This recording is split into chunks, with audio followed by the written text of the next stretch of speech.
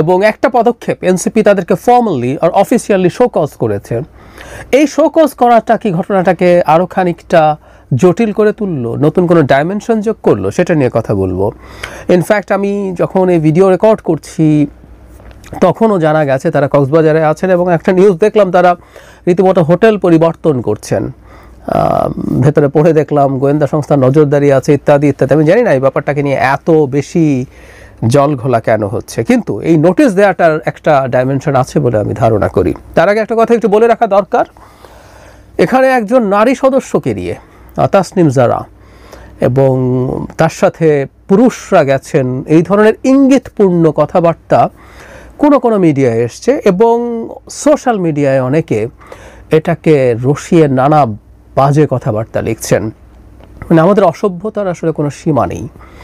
আমরা অনেকে হয়তো জানি যে তাসনিম জারার হাজব্যান্ড খালেদ সাইফুল্লাহ তাদের সাথে ছিলেন, 5 নেতার মধ্যে একজন খালেদ সাইফুল্লাহ। কিন্তু আমরা যদি খালেদ সাইফুল্লাহ যায়নি, তাসনিম জারা গেছেন বাকি 3 জনের সাথে, তো কি হয়েছে? একজন নারী, একজন রাজনৈতিক কর্মী তার সহকর্মীদের সাথে কোনো কাজে কক্সবাজার যেতে পারবেন না, তারা একই হোটেলে অবস্থান করতে পারবেন না। মানে আমাদের অসভ্যতার আসলে কোনো সীমা নেই। একজন নারী যেখানে থাকেন সেখানে আমরা যদি তাকে পছন্দ না করি, তাসনিম জারার রাজনীতি কারো পছন্দ নাও হতে পারে, তাসনিম জারা না, যে কেউ যে কারো, যে কোনো দলের যে কারো, কিন্তু সেটার জন্য নারী হওয়া মাত্রই খুব বাজে ধরনের ইঙ্গিত করার একটা প্রবণতা আমাদের সমাজে আছে। এটা অসভ্যতা এবং এটা ইত্রামি। এই ইত্রামিকে আমরা কোনো রকমেই নতুন বাংলাদেশে জায়গা করতে দেব না। এমনকি তাত্ত্বিকভাবে বলছি, এটা যদি আওয়ামী লীগ নিষিদ্ধ, কিন্তু আওয়ামী লীগেরও কোনো নেত্রীর প্রতি, নারী নেত্রীর প্রতি যদি এই ধরনের ঘটনা ঘটে, এই ধরনের নোংরামের বিরুদ্ধে আমাদের অবস্থান নিতে হবে। সমাজে কতগুলো বেসিক স্ট্যান্ডার্ড থাকতে হয়, সেটা আমাদের মানতে হবে। যাই হোক, যেটা নিয়ে কথা বলতে চেয়েছিলাম সেটা হচ্ছে এই যে নোটিশ দেওয়া আছে, নোটিশের ভাষাটা আমি একটু পড়ি। 5 জনকে একই নোটিশ দেওয়া হয়েছে একই ভাষায়। গতকাল 5 আগস্ট জুলাই অভ্যুত্থানের প্রথম বর্ষপূর্তি ও রাষ্ট্রীয় গুরুত্বপূর্ণ দিবসে আপনি এবং দলের আরও 4 জন কেন্দ্রীয় সদস্য ব্যক্তিগত সফরে কক্সবাজার গিয়েছেন। এই সফর সংক্রান্ত কোনো তথ্য কিংবা ব্যাখ্যা রাজনৈতিক পর্ষদের নিকট পূর্বে অবগত করা হয়নি। অনেকগুলো ডাইমেনশন যোগ হয়। আমরা জানি 5 জন কারা কারা, অলরেডি জারা এবং খালেদ সাইফুল্লাহর কথা বললাম। এর বাইরে আছেন জনাব নাসিরউদ্দিন পাটোয়ারি, হাসনাত এবং সার্জিস। খেয়াল করি আমরা 5 জন সবচেয়ে পরিচিত মুখের মধ্যে, মানে এই দলটার এনসিপির সবচেয়ে পরিচিত মুখগুলোর মধ্যে 5 জন এখানে গেছেন এবং তাদেরকে আমরা আসলে এনসিপি বলতে এর বাইরে আর 1-2 জনকে হয়তো আমরা বুঝি, মানে বেশি পরিচিতির দিক থেকে বলছি। তো তাদের এই সেন্স অফ রেসপন্সিবিলিটি নেই যে তারা এতজন এভাবে যাবেন। এটা তাদের ভাষ্যমতে তারাই বলছেন যে তাদের যে রাজনৈতিক পর্ষদ আছে তাদেরকে অবহিত করা হয়নি, তারা এটা জানেন না, এতটাই ইররেসপন্সিবল তারা। খুবই ভয়ঙ্কর কথা। এখন সমস্যাটা কোন জায়গায় হয়েছে? পিটার হাস দেশে ছিলেন না, আমরা জানি। এই পিটার হাসের সাথে বৈঠক না। এখন প্রশ্ন হচ্ছে, এটা কি অন্য কারোর সাথে বৈঠক ছিল? কারণ তাদের এই সফর নিয়ে খানিকটা লুকোনোর টেন্ডেন্সি মনে হয়েছে, আমি নিশ্চিত নই, কিন্তু আমরা এই ধরনের একটা ভিডিও দেখার পরে এই ধরনের সন্দেহ হয়েছে। এখন সেটা প্রকাশিত হয়ে যাওয়ার পর কি ড্যামেজ কন্ট্রোল করা হচ্ছে? কারণ এখানে একটা প্রশ্ন তৈরি হয়, সেটা হচ্ছে 5 আগস্ট তারা কেন গেলেন? যে 5 আগস্টকে এনসিপি তার সবচেয়ে বড় কৃতিত্ব হিসেবে দাবি করে, অনেক ক্ষেত্রে জাহির করে বাজেভাবে, কিন্তু করে।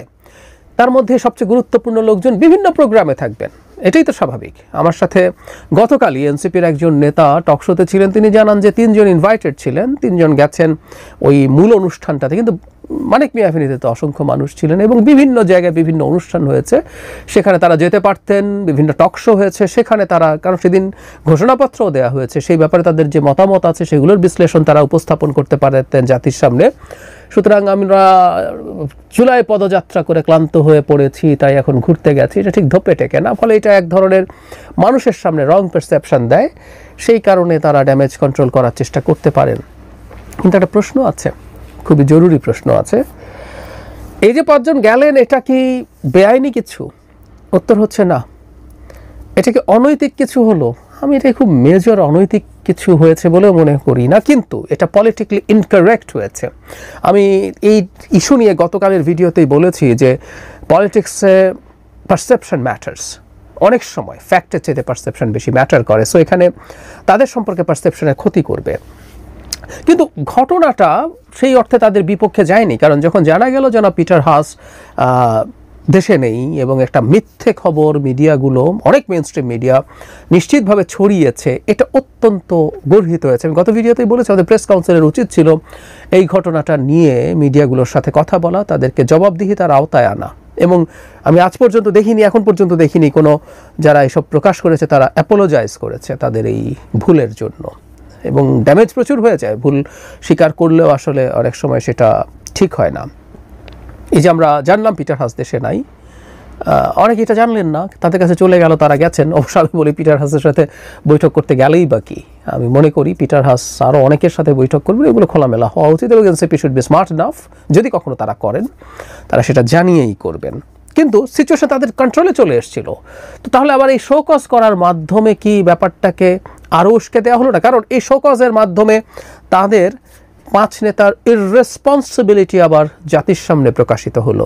খেয়াল করি, এই 5 নেতা একসাথে যাচ্ছেন, 5 অগাস্ট যাচ্ছেন, তাদের যে রাজনৈতিক পর্ষদ তাকে তারা জানাননি, এটা অফিসিয়ালি এখন এনসিপি বলছে। যে দলের প্রধান লোকজনের মধ্যে এরা জানলেন না, তাহলে কি হতে পারে? আমরা কি একটা অন্য ইন্টারপ্রিটেশন করব? আমার যেটা বলে রাখি, আমি জানি না সম্ভাবনা কতটুকু, আমার আরেকটা জিনিস মনে হয়েছে, কারণ কখনো যখন গর্হিত অন্যায় হয়ে যায়, যেমন ধরুন এনসিপির এক নেতা ছিলেন, ভুলে গেলাম, বিরাট লেবাসধারী, ধর্মীয় লেবাসধারী এক নেতা, পাঠ্যপুস্তকের বিষয় হিসাব নিয়ে তিনি, তানভীর সম্ভবত নাম, যাই হোক, তো তিনি বহু কোটি টাকার দুর্নীতিতে জড়িয়ে পড়েন, এটা একটা ক্রাইম, সেই ক্রাইমের জন্য তাকে শোকজ পাবলিকলি দেওয়ার জরুরত আছে, কারণ তাতে এনসিপি দেখাতে পারে যে তার দল, সেই দল কখনো এই ধরনের দুর্নীতিকে প্রশ্রয় দেয় না। কিন্তু যে ঘটনাটা ঘটলো, এই ঘটনাটা তো কোনো ক্রাইম না, তাহলে কেন এই 5 নেতাকে অফিসিয়ালি তারা আবার জাতির সামনে কাঠগড়ায় দাঁড় করালেন?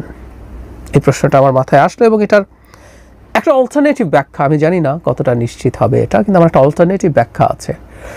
এনসিপির মধ্যে কি কোনো ধরনের সিরিয়াস মতদ্বৈততা তৈরি হয়েছে, বা আমরা পার্টির ভাষায় যেটাকে গ্রুপিং বলি, গ্রুপিং তৈরি হয়েছে, যে কোনো একটা গ্রুপ, এই যারা গেলেন তারা হয়তো এক গ্রুপের, এবং দলের কোনো একটা গ্রুপ চেয়েছেন এদেরকে পাবলিকলি হিউমিলিয়েট করতে? আমি জানি না, কিন্তু আমার কাছে এটা একটা কারণ বলে মনে হয়েছে। কারণ এই অফিসিয়াল যে প্রতিক্রিয়া, যে ইনফ্যাক্ট তাদের কাছে পার্সোনালি এই ধরনের জবাবদিহিতা রিটেন চাইতেও পারতো, কিন্তু এটা তারা পাবলিক করেছেন, তার মানে এটা জনগণকে জানাতে চেয়েছেন। এই জানানোটাই আসলে আমার মনের মধ্যে এই প্রশ্নটা তৈরি করেছে। বাংলাদেশে রাজনৈতিক দলগুলোর মধ্যে নানান মতদ্বৈততা, গ্রুপিং, দলাবদলি থাকবেই। আমি অনেকে এনসিপির কাছে আলাদা কিছু এক্সপেক্ট করেন, আমি করি না।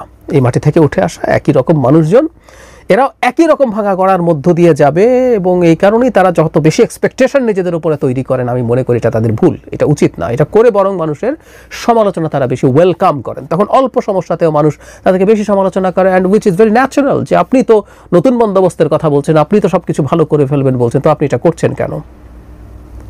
তো যে কথাটা বলছিলাম যে বাংলাদেশের মাটিতে বসে রাজনৈতিক দল হবে আর তাতে প্রচুর সিরিয়াস গ্রুপিং দলাদলি থাকবে না, তা তো হতে পারে না। আমরা তো একবার এক ধরনের গ্রুপিং দলাদলি একটা রেজাল্টও দেখলাম। মানে তখন এক্স শিবির নিয়ে প্রচুর কথা হতো, জনাব জুনায়েদ এবং জনাব রাফেজ সালমান, এনারা বেরিয়ে গিয়েছিলেন, তারা ওই পার্টিতে থাকার কথা ছিল, শেষ পর্যন্ত না থাকতে পেরে তারা বেরিয়ে যান, ইভেন রীতিমতো নতুন দল তৈরি করেন। তারা এখনও থাকবে না তার বলা যায় না, এবং আমরা জানি যে এক তো আইডিওলজিক্যাল ডিভাইডেশন আছে এখানে, তারা একটা আমব্রেলার মধ্যে সব একেবারে রাইট থেকে লেফট সবাইকে নিয়ে এসে একটা মধ্যপন্থী দল তৈরি করতে চাচ্ছেন, সেটা তো আছেই। তার বাইরেও ব্যক্তিত্বের সংঘাত থাকে বাংলাদেশের রাজনীতিতে, এবং এই ইয়াংদের একটা বড় অংশ যথেষ্ট তরুণ, এবং এখনও তাদের সোশ্যাল মিডিয়া বা অন্যান্য জায়গায় তাদের অ্যাটেনশন সিকিংয়ের টেন্ডেন্সি আছে, এবং অ্যাটেনশন পাওয়া না পাওয়ার হিসেব নিকেশ আছে। এগুলো প্রত্যেকটা সংঘাত তৈরি করতে পারে, কে বেশি ইম্পর্টেন্ট হয়ে গেল, কে বেশি প্রমিনেন্ট হয়ে গেল, এগুলো তাদের মধ্যে সংঘাত তৈরি করার সমূহ সম্ভাবনা আছে। সো আমি তাদের মধ্যে এই ধরনের কোনো কিছু নেই, এবং তারই আউটকাম হিসাবে এই শোকজের মাধ্যমে এই কয়েকজনকে এক ধরনের ডিমিন করার চেষ্টা করা হয়েছে।